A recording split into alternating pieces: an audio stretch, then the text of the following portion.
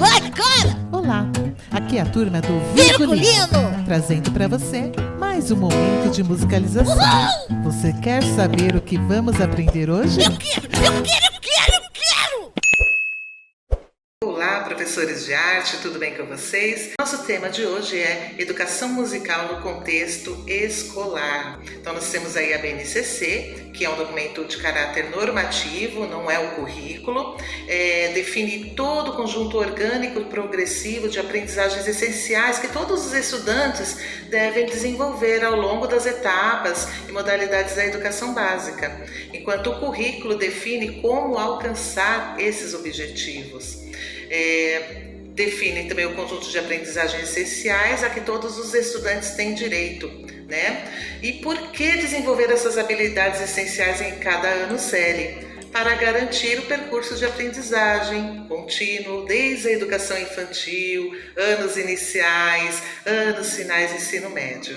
Então, observando os cadernos de arte na linguagem musical, nós temos alguns tipos de atividades, como apreciação de sons de ambientes, instrumentos musicais, vozes, sons do corpo, objetos, composições musicais, vinhetas, trilhas de jogos, trilhas sonoras.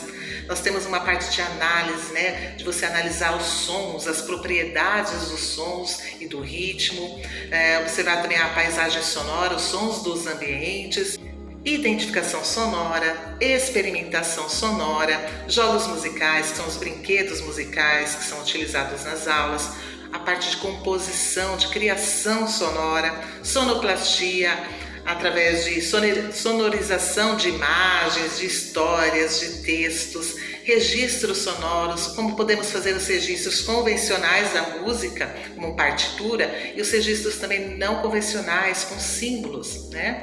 Corpo e voz como instrumento musical, objetos sonoros, que são instrumentos não convencionais, instrumentos musicais, música e patrimônio cultural, obras musicais, que são os estilos de música, entre outras situações que a gente aprende nas aulas de música. Agora nós vamos refletir um pouquinho aí sobre o conceito de música, né?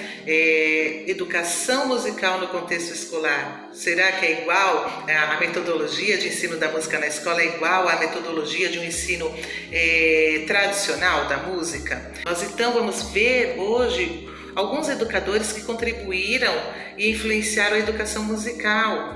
Segundo Fonterrada, no século XIX, que findava, o ensino musical concentrava-se na produção de bons intérpretes musicais no âmbito acadêmico. Se buscava a excelência do conhecimento técnico, instrumental e científico.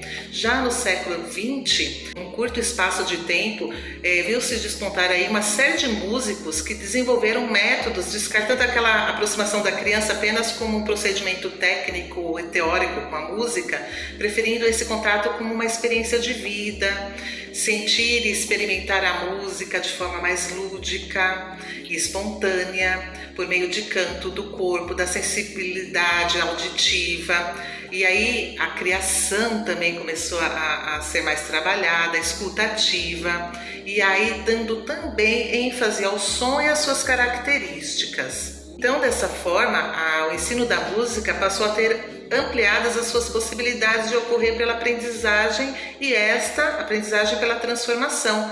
A ação do educador passou a ser de mediação no processo de busca do conhecimento partindo da criança, do adolescente. Sobre os métodos ativos, a autora também ressalta a importância de se revisitar cuidadosamente aqueles educadores pioneiros da música e não adotando daquela maneira que eles aplicavam o ensino da música, mas sim para que possam se extrair subsídios para propostas educacionais adequadas ao contexto da escola e da cultura brasileira. Então agora vamos falar um pouquinho sobre 3 educadores musicais. Claro que existem muitos outros educadores musicais de metodologias ativas, mas esses que eu trouxe para vocês, eles se aproximam muito daquilo que a gente trabalha na sala de aula, e a gente vai começar a compreender um pouco mais como é esse trabalho de educação musical no contexto escolar. Como o nosso tempo é curto, eu vou dar um breve histórico sobre o educador musical e aí depois vocês podem complementar com seus estudos, né? E então vamos falar um pouquinho sobre Emile Jacques Dalcroze. Ele nasceu em 6 de julho de 1865 na Áustria. Esse nome Dalcroze foi acrescentado em 1887 por exigência de um editor na época, porque acreditava que ele poderia ser confundido com outro compositor, né? Entrou então no Conservatório de Genebra, no colégio e mais tarde na universidade. Logo passou a compor, escrever poemas, improvisava ao piano, estudou música em Paris, em Viena, também estudou piano, harmonia e composição, foi regente de orquestra na Argélia. Dalcroze tinha também agilidade em transitar por domínios diversos, né? Como música, teatro, dança, literatura, ginástica, pedagogia, estética, política, filosofia, moral, ciência e medicina. Além de musicista, também foi jornalista, foi professor de harmonia, solfejo, história da música, compositor, autor, diretor teatral e coreógrafo. Vamos falar um pouquinho da sua metodologia. Dalcroze observou com bastante cuidado os processos de aprendizagem musical do seu tempo, né, que considerava somente o aspecto intelectual da linguagem e, por consequência, impedia com que as crianças construíssem uma relação mais íntima e orgânica com o fazer musical. E a necessidade de uma mudança fez com que ele refletisse e pesquisasse literalmente novas maneiras de explorar o sentido musical. Suas preocupações estético-pedagógicas se convertiam em 3 palavras que eu deixei aqui no quadro para vocês: o ritmo, a música e a educação, podendo ainda ser subdivididas em temas criança, alegria, corpo, ginástica, teatro e dança. E como professor, o seu mérito foi propor um trabalho sistemático de educação musical baseado no corpo, né? Movimento corporal e na habilidade de escuta também, a escutativa, a voz cantada, movimento corporal e o uso do espaço. 3 elementos fundamentais são explorados em todas as possibilidades do corpo: o tempo, o espaço e a energia. As possibilidades rítmicas, melódicas e harmônicas do piano suscitam nos musicistas um sentimento de confiança e um desejo de autoexpressão. Agora vamos ver um pouquinho sobre Kodály.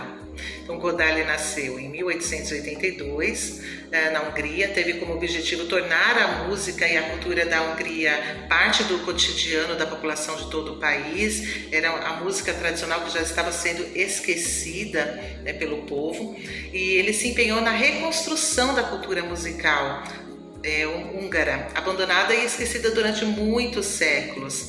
Então, nos estudos nós vemos que Kodály, ele descobriu um tesouro. Ele tinha uma equipe de músicos, etnomusicólogos, sociólogos, e essa equipe fez pesquisas, né, tentando resgatar a identidade húngara. E a partir daí renasceu a nova, antiga música húngara.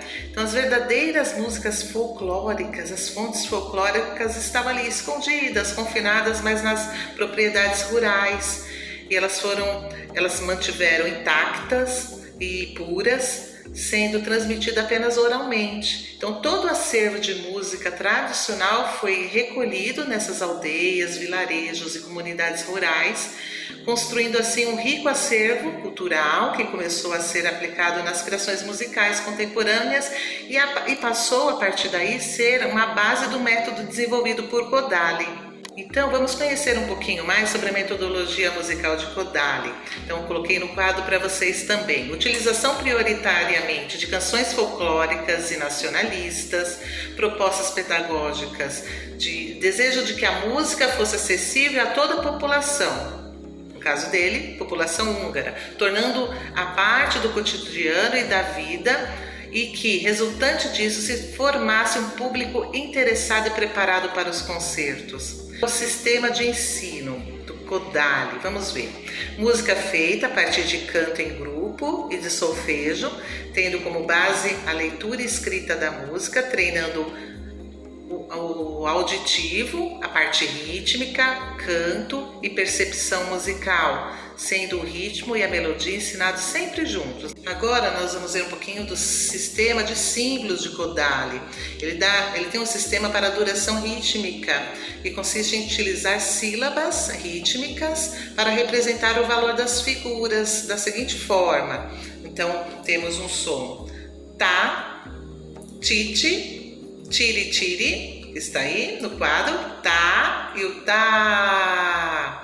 Vamos retomar um pouquinho. Então, quando eu tenho um som mais longo, por exemplo, um som que dure 4 tempos de uma nota, eu leria dessa forma: tá. Um som mais curto, pela metade, com 2 tempos, seria tá. Outro som mais curtinho, que seria a semínima, leríamos tá. Mais curtinho ainda, que são as cocheias, ti-ti. E mais curtinho ainda, como são as semicocheias, tiri-tiri. Kodály também tem um sistema mano-solfa, que ele alia sinais manuais às notas musicais. Então as crianças leem esses sinais que alguém está conduzindo, por exemplo, um regente, e as transformam em sons. Então, por exemplo, posso ter um regente de um coral fazendo os sinais, o mano-solfa, e a criança sabe qual a nota que ela vai reproduzir com a voz. Vamos relembrar ou conhecer um pouquinho de Schaeffer, que nasceu em 1933 no Canadá, é compositor e educador musical. Ele faleceu em 2021, é um educador recente. Então, como metodologia musical, vou ler um trecho de uma fala de Schaeffer para que vocês conheçam um pouquinho sobre ele. Eis a nova orquestra, o universo sonoro, e os músicos são qualquer um e qualquer coisa que soe. Então Schaeffer acredita na qualidade da audição, na relação equilibrada entre o homem e o ambiente, no estímulo à capacidade criativa. Ele aponta a educação do povo como um caminho para despoluir a paisagem sonora e ao mesmo tempo desenvolver perspectiva estética das pessoas. Suas atividades podem ser executadas dentro ou fora da sala de aula. Qualquer ambiente é ambiente para se estudar música, e qualquer faixa etária. A ênfase é no som ambiental. Ele não se preocupa com a aplicação de técnicas específicas, como formação de instrumentistas, cantores. Ele quer desenvolver, sim, um despertar, uma nova maneira de ser e de estar no mundo. Schaeffer também privilegia o estudo da arte musical, o som, com todas as suas características, desde as fontes de sua produção, das fontes sonoras, até aqueles sons que são mais refinados. Vamos imaginar então sons de um objeto, ou da natureza, ou aquele som reproduzido por um instrumento musical. Alguns anos atrás, definir música dessa maneira seria muito incoerente, impensável. Tecnicamente, qualquer porção então de som, qualquer ambiente é visto como um campo de estudo para Schaeffer, tanto ambientes naturais como ambientes abstratos, como gravações, composições, Isso tudo está em Afinação do Mundo. Um livro de Schaeffer muito bacana para vocês também poderem estudar, conhecer um pouco mais. O trabalho educacional de Schaeffer está concentrado em 3 campos: o desenvolvimento da criatividade, a relação entre o homem e a paisagem sonora, promovendo uma consciência crítica sobre a paisagem, sobre o ambiente, e por fim a educação musical dentro de um sistema mais complexo, inserindo todas as artes. Os exercícios que emprega são ouvir, um ouvido atento, um ouvido, apreciar os sons, analisar esses sons e fazer, criar. Exercícios são simples, básicos de audição para a capacidade auditiva. Através da conscientização, ele espera que a gente recupere uma plena capacidade de ouvir, de repente mudar o nosso ambiente sonoro, que seja menos prejudicial à nossa saúde, aos nossos ouvidos, né? Então é isso que ele espera através desse trabalho. Nós temos um outro exemplo de livro de Schaeffer, que é o ouvido pensante. Nesse livro o autor procura definir o que é ruído, silêncio, som, timbre, amplitude, melodia, textura, ritmo. Trabalha também com conteúdos como percepção e sensibilização, através do som, visão, paladar, olfato, tato, movimento, gesto e muitas outras coisas, limpeza dos ouvidos, a questão sonora, criatividade e exploração livre para descobrir repertórios de sons, acústica, psicoacústica, eletroacústica, música eletrônica e computadorizada, história, teoria, poluição sonora, instrumento, cultura vocal. Então tem muitas coisas bacanas que a gente pode estar aprendendo com Schaeffer. E agora acho que é até um momento de reflexão para vocês, um momento de lembrar um pouquinho das atividades que vocês fazem com os estudantes, seguindo ali as situações de aprendizagem do caderno de arte. E olha que bacana, tenho certeza que vocês vão identificar um pouco dessas coisas que eu falei, desses 3 educadores musicais, com as suas metodologias de ensino da música, que vocês devem ter associado a essas aulas de música.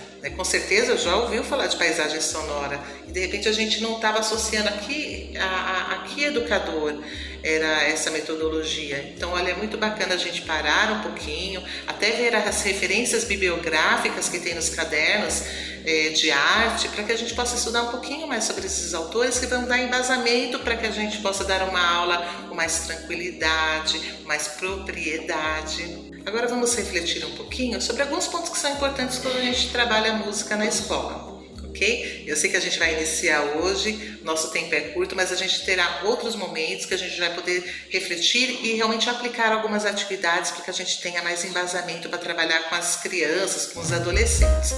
Então nesse quadro nós trazemos o que é música? Música é a linguagem dos sons. O som é a matéria-prima da música, assim como as tintas são para o pintor e as palavras para o escritor. A gente sabe que nosso cotidiano, o mundo, é repleto de sons. Mas vamos olhar um pouquinho para esses lugares sonoros, né? O nosso cotidiano, por exemplo, como eu coloquei aqui no quadro para vocês, é repleto de sons, inclusive a nossa linguagem. Nós utilizamos sons e silêncios. Ora eu falo, ora eu dou uma pausa. Nós utilizamos as consoantes, as vogais, as pontuações, quando a gente está explicando, descrevendo algo, exigindo, argumentando, suplicando, né? Entusiasmando. Então nós usamos também entonação, né? Quando eu faço uma pergunta, quando eu estou afirmando algo. Então a nossa fala organiza-se por meio de palavras que formam frases e textos. Essas sequências de sons podem representar nomes próprios, conceitos, objetos, situações ou ações. E os sons são imediatamente convertidos numa linguagem verbal. Então, vamos imaginar 2 pessoas conversando em um idioma que não dominamos. A gente não compreende essa comunicação verbal. Então, nós começamos a perceber como se essa conversa fosse uma música. Eu não estou entendendo nada, mas eu estou percebendo que ali existe um som. Então existe uma sequência de timbres, tipos de sons, se é uma voz feminina, se é uma voz masculina, por exemplo, ou 2 vozes femininas que são totalmente diferentes, né? Os sons das consoantes e das vogais, a entoação, a inclinação para o agudo, né? Uma pessoa fala mais agudo, de repente a outra fala mais grave. A intensidade no decorrer, a intensidade, o som mais fraco e o som mais forte, a velocidade também com que cada som é emitido. De repente alguém está falando mais rápido ou mais lentamente, ou de repente tem pausas no meio dessa conversa, a pessoa fala e para pensar, deu uma pausa, você começa a perceber tudo isso. Que são as propriedades do som, que são as propriedades do ritmo. E olha, trabalhando música já, não é verdade? Outro exemplo, o mundo sonoro. Cada lugar está repleto de sons que se articulam e se harmonizam. Olha para esse quadro, nós temos ali uma praia, deve ser um lugar mais tranquilo, mas eu tenho ali os sons das águas, eu tenho o som de pássaros de repente, o som da água batendo numa pedra, que é diferente da quebra, né, das ondas ali. Eu tenho a cidade grande, que de repente entra até naquela questão que Schaeffer fala da poluição sonora, né, de repente um trânsito, buzina.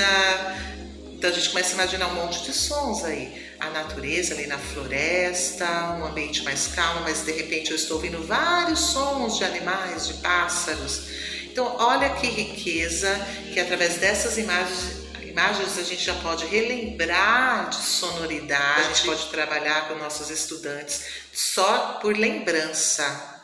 Eu só de olhar para uma imagem eu vou lembrar dos sons e vou começar a comparar esses sons, né? Posso trabalhar as propriedades dos sons também. Então de repente eu vou comparar um som a outro som. O som de um pássaro pequeno de repente é o som mais agudinho e o som de um pássaro maior, um som mais grave. Então você começa a fazer essas comparações entre os sons e você já está trabalhando as propriedades do som. Olha que bacana. Então agora vamos refletir musicalmente em um texto que eu coloquei aqui para vocês. Vamos ler? O canto tão afinado dos pássaros, o eterno movimento das ondas tal qual um cânone, o ritmo marcado dos grilos e sapos, vozes do brejo, com suas ressonâncias e timbres variados, o canto, lamento, logo e agudo da cigarra, os seus ciclos e conversas povoados de notas e sons harmônicos, os pios breves e graves da coruja, os ventos simultâneos com seus sons longos e brisas leves, breves respirações e suspiros do ar que nos cerca, o farfalhar das árvores ao vento, a paz ruidosa e forte em seus timbres, sons e cores do entardecer e do amanhecer, marcada pela beleza e força dos seus diversos timbres, sons e cores. As singelas melodias e contraponto que acontecem entre galos, sapos, rãs, grilos e pássaros. Os estranhos zumbidos dos insetos e o suave farfalhar de suas asas. O piscar de vagalumes em seus pulsos regulares e, portanto, previsíveis. Puxa vida, olha quanta coisa a gente pode explorar aqui de sonoridade, de propriedades do som. Olha a riqueza de uma aula musical que a gente pode oferecer aos nossos estudantes. Vamos continuar aqui no nosso mundo sonoro. Vamos lá. Entrar em contato com os próprios sons é uma forma de comunicação consigo e com o mundo e está intimamente relacionado à capacidade de entregar-se, receber e cooperar. Então, quando eu começo a compreender um pouquinho mais os sons do ambiente, eu começo a perceber também aqueles que são mais saudáveis, menos saudáveis para minha audição, ou para um ambiente de estudo. De repente eu tenho que perceber que para que eu possa conseguir me concentrar, ele tem que estar um pouco mais silencioso. Nós temos os nossos sons do corpo, que são aqueles sons internos, que mesmo não percebendo, a gente tem que saber que eles existem. Então, de repente, começar a perceber um pouco mais isso. Olha que bacana trabalhar isso com as crianças. E em relação à percussão corporal, olha que riqueza. Eu não preciso ter instrumentos, eu não preciso ter muita coisa no ambiente, mas eu posso trabalhar toda uma parte musical através do meu corpo, com produção sonora através do meu corpo, fazendo percussão corporal, por exemplo, ou apenas explorando as partes do corpo e percebendo os sons, trabalhando as propriedades do som e do ritmo. Então, de repente, eu posso fazer uma palma grave, posso fazer uma palma aguda, um som mais fininho.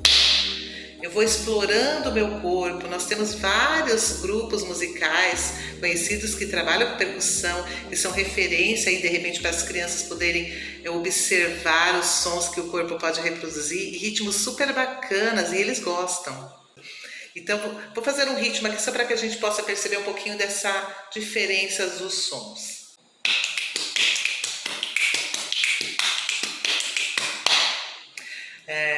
Um baião, por exemplo. Eu vou contar pra você como se dança um baião. Então, as crianças amam. Existem, então, vários grupos que eles podem se espelhar, né, e acabar aprendendo a fazer essas rítmicas e usar todo o corpo. Nós estamos finalizando, mas nós vamos falar uma frase de Schaeffer que é muito bacana para a nossa aprendizagem musical. Abre-te. Abre-te ouvido para os sons do mundo. Abre-te ouvido para os sons existentes, desaparecidos, imaginados, pensados, sonhados, fruídos.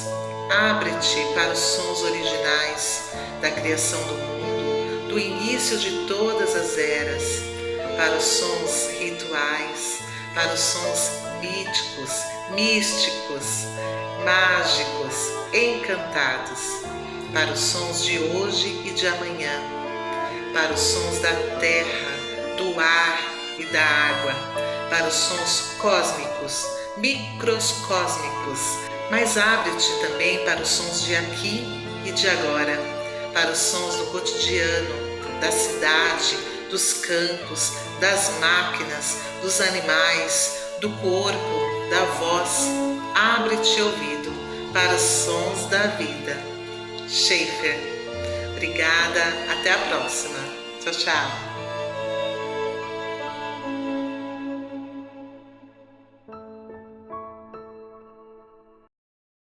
Tchau, galera! Uhul! Não esquece de se inscrever no canal e curta aí, hein? Uhul!